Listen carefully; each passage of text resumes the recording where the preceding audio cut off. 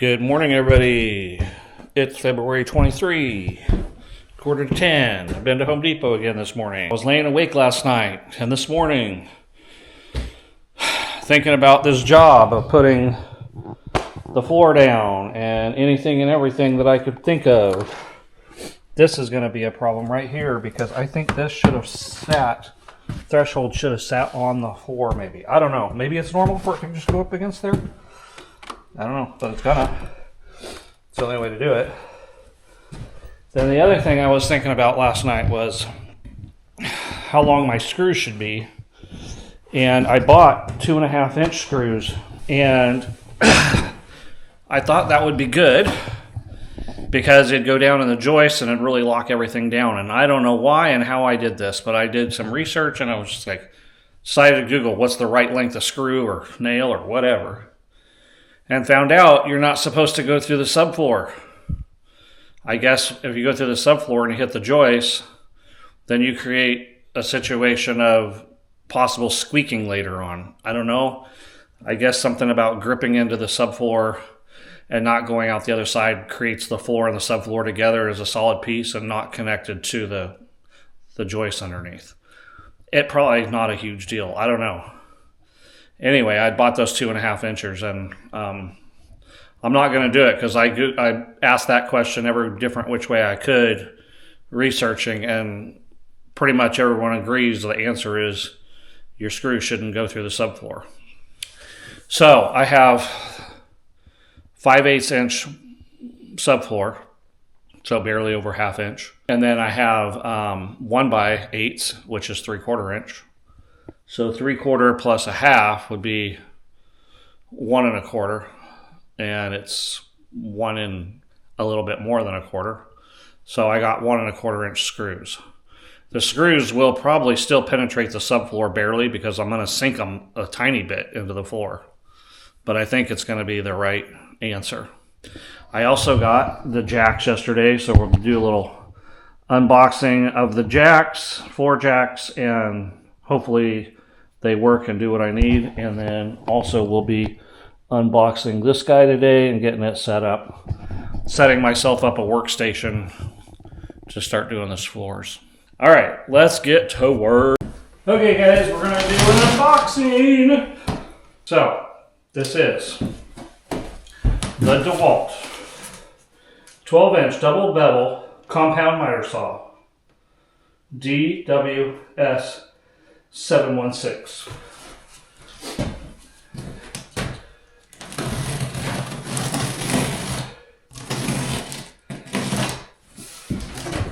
I'm going to explain too why I got this. I don't know if I explained already, probably not. I was very much debating on the basic miter saw. However, the difference between the basic one and the next step up, which is this, was only $50. And to me, I thought I probably won't use most of the features on this ever. I don't know, we'll see. But for $50, that's not that much extra.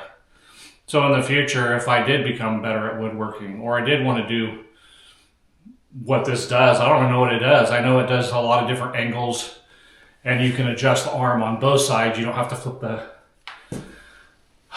wood around, so you can do 90s both directions, 45s, whatever, on both ends without making it more complicated. Anyway, even if I never use that, it's only $50 more to me. I'd rather not have a regret later on. It's worth the $50 to say, oh man, I wished I would have got that other saw. This is also 12 inches, so versus the basic one was 10 inches. And you know, I talked to the guy at Home Depot for quite a while. He's actually a woodworker, has this exact saw.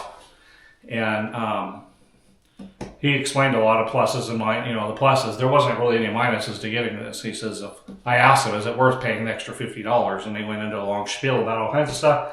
And then he said, so to answer your question, yes, it's worth the extra $50.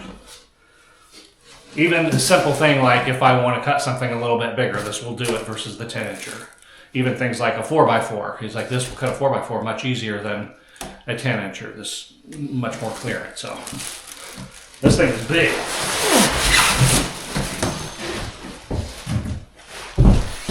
So we got a bag for catching dust. The tool for working on, I guess, undoing things. Where is it? Right.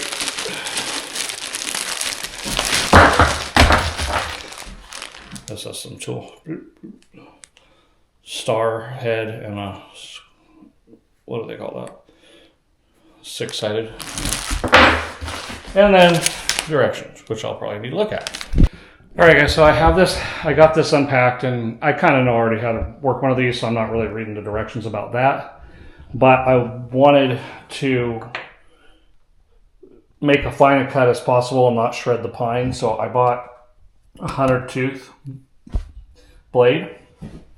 And I talked to the guy at Home Depot, and he said that's a good idea. You want more teeth, that will create less of splintering on the saw, or on the wood. So I'm reading the directions, a little bit complicated. So I'm going to show you guys as I go along how to change the blade on this guy.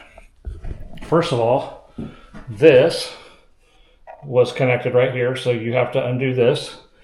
They call that a bracket screw, guard bracket screw. So this thing goes down here and it guards it. So I kept unscrewing it. It says don't take it all the way out. So I was leaving it in here slightly, and it took me a while to figure out that this has to come completely out, and the screw already fell off. So it's okay if you drop it. It's not gonna, it tells you not to, but it's just hanging here. Okay. Then we're also needing to undo the blade, right? So this shows you tighten and untighten. In order to make this blade not turn while you're trying to do that, there's a little button right here on this side. You push that and turn this till you hear a click and it locks it. All right, for a little bit more detailed, for a more detailed video, or like touching on things really fast, I changed the blade out. And if you find my short, I made it a little bit more detailed, but you'll take this off. This raises up, the bracket raises up, freeing up you to get to here. You undo this, and it's a bit of a challenge to get this blade out. To unscrew that, there is a button right here. You push and spin the blade until it locks in, and then you're able to undo it. And there's a couple little pieces in there. Just make sure you know what order everything goes in, because in case it falls out. I take my camera, I take my phone, and I take pictures of things as I go along, just in case I were to drop something, so that I can see pictures, even like how the blade goes and all that stuff. So I did that just in case. And then basically, you know how to, once you've gotten it all apart and you get the blade back in there, you know how it all came out, so you put it all back together the same way. And then good to go. It's a very strong, powerful saw. Wow. A couple things about it is locking it in position. Another thing is when you're changing out or doing anything, obviously unplug it. And something that's different from any miter saw I've used, I haven't used a lot in my life, but used a few.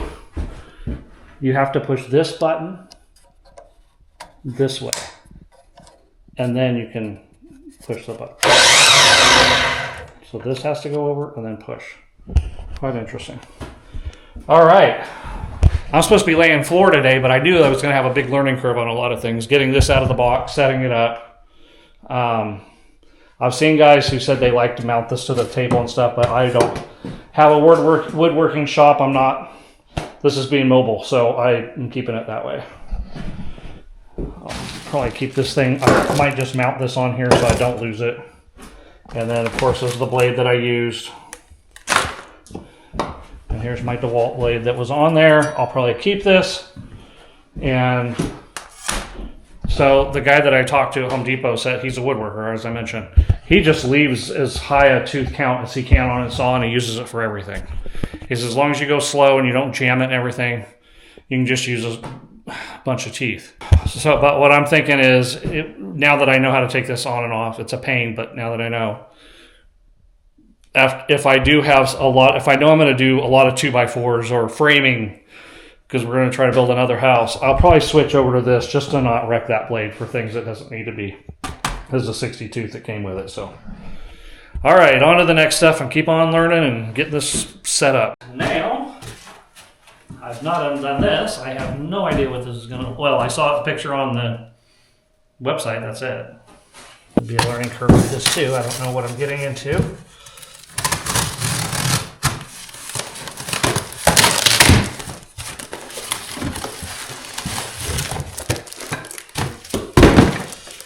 Because this is pine and it's from Home Depot, it's not the straightest. I went through many, many pieces of wood trying to find the straightest ones, but still it's nowhere near perfect.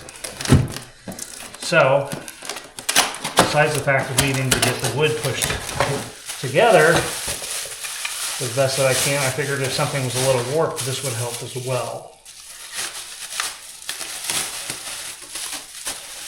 So now I just need to look up how this thing works. And we'll figure this out. I know that's gonna push the wood together and that pine is soft, so I need to come up with a solution for not denting that wood. Let the scary part begin. It's like you think and you think because you don't want to have to take this all back up again. And you just don't know until you get to that point where you might have to take it all back up again. What I'm doing is I am going under the lip of this drywall, and I'm not quite sure if that's going to be a good idea or a bad idea, or if it matters. But I have read do 1/8 of an inch to 1/4 of an inch off of the wall for expansion and contraction. Underneath is the foundation, or what, the seal plate that's attached here. So this is the 2x4. And I put 1/4 of an inch between here and the wall there. Hopefully that'll work. I kind of wanted it underneath that edge just so it gives it a little bit more sturdiness. And then the baseboard can sit on it. I could have come off of that drywall a little bit, but what's the point? I mean, it might have saved me a little bit of wood, but and this is going under cabinets, so it's a good place. That's why we're starting here to kind of learn what we're going to do. But what I did was I made 1/4 inch marks underneath, and I tried to do my best to get the board up to the 1/4 inch. Then I took a tape measure and brought it out. You're going to see right here there's a pin mark, and then I did it 2 more times down here. So that way I know when I'm 1/4 inch off of the wall, the edge of my board is 7.5 inches out. So I marked that and measured that down. I pulled this board out and then measured 7.5 inches off of that board. So hopefully that board is straight down there, or straight-ish. And again, this is underneath the cabinet, so I'm going to be able to find out just how well this is working. Okay, one more sense of redundancy just to make sure this is right. I also went off of the drywall, and what's happening is this drywall I think is popped out a little bit right here, but on the ends it's different. So I'm basically 6 7/8 the whole way, but in the middle I'm not. On the ends I am. So what that tells me is if I want to get this right, I probably need to pull this out slightly so that my next piece, once this is down, I can cram it into this. Or I can pull some of these pieces out and lay them on their sides to make sure I have the most flattest one. I got to know if it's the drywall that's coming out a little bit or is it the board. First 3 screws and they split. Little split there, split there. I'm going to take it off and cut it. So I think what I learned there, go further in and not go right on the edge. Okay guys, I'm Googling stuff and asking questions about everything. I got my first piece down. By the way, I'll take you back for a cut on that new saw. This is what it looks like. Absolutely phenomenal. Phenomenal. Straight. Looks like I sanded it already. And no splinters. Looks awesome. I do not know how many screws to put in a plank. I Googled it and it's like all over, like nothing specific. So what I did was, I don't want to put a lot of screws on these. And this is, we're going for a little bit of a rustic look, I guess. So we're not too particular if the patterns of the screws don't line up. And we're just trying to keep it from, I'm trying to keep it from bowing and cupping. So what I'm doing is I'm putting 3 in the ends. Then I chose my center point and I put 2, 1 on each side. Then I chose the center point between there and this center point and put 2. Same thing over there. Then the center point between the 2s, I put a single one in the middle. So the single ones will keep it from cupping up and down, I guess. Well, cupping up, I guess. And the side ones will keep it from cupping up or down, keep it attached. So I don't know if that's going to work, if that's going to be a good solution or not. The thing is all your wood, you know, it's different sizes. And in my opinion, like if it was tongue and groove, it wouldn't matter because it's all stuck together. But since it's not tongue and groove and it's just planks and we're just putting them up against each other, you know, the next piece is not going to be even with that. It's going to be off. So if it's off, then my screws aren't going to line up with these screws. So I'm digesting that right now and trying to figure out what I want to do and what look do I want when I come across the floor with it. I'm working on a solution, but this is too time consuming. This is not going to work for me so far. Really had to play around with this jack forever to figure out a solution how to do this. So the problem is this piece has to be attached to the ground for this to work. Then that has to be attached to the ground. Then I have to put my weight on that. And I duct tape the bottom side of this jack so it doesn't scratch up the wood, hopefully. And it did move it over some. But as you can see, this is a good seam.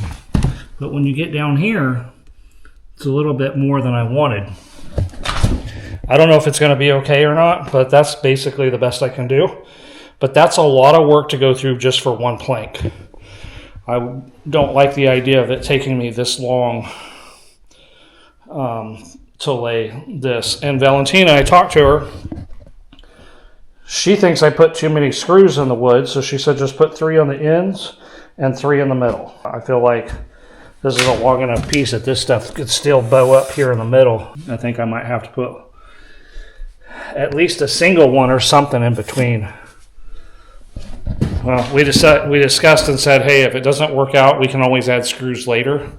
If we see it popping up in places or it's bowing, we're going to be living here. We can add screws whenever we want. So I guess that's what we're going to do for now. But this is a pain to have to do it like this. All right, guys, another issue that popped up is with this. When I was using the Thompson water seal, we didn't know it was oil-based. It leaked to the front on both ends, basically. Which means now I got to co-cut a little bit off of each end.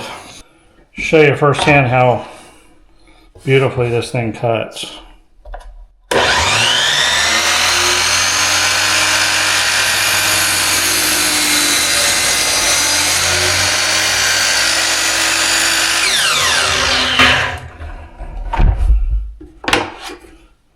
No splinter, and like it's sanded. No splinter on this side either. It is gorgeous.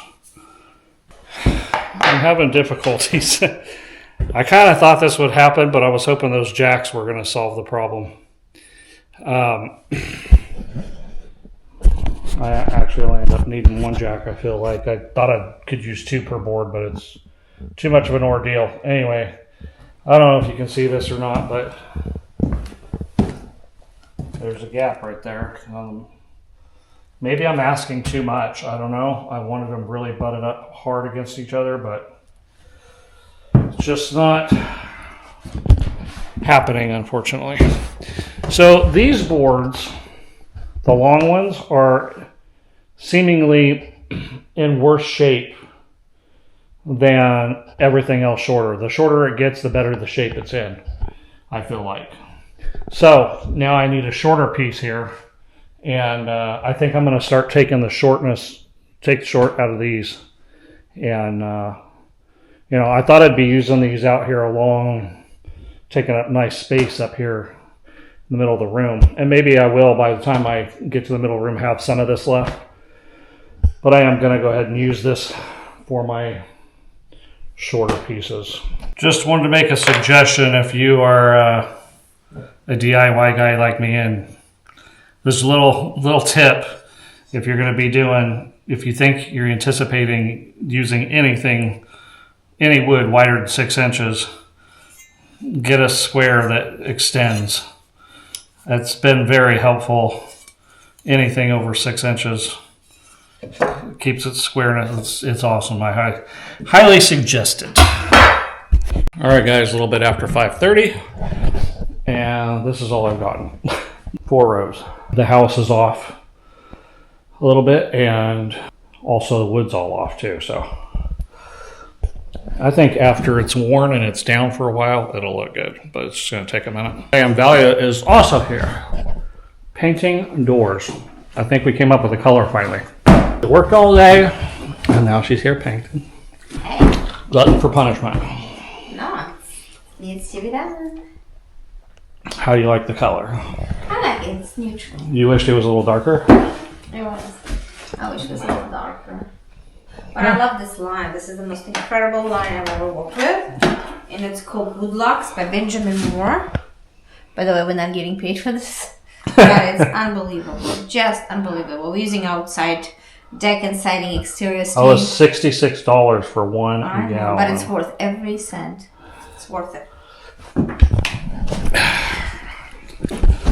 Well, paint is expensive. Okay, guys, it's been a long day. Huh?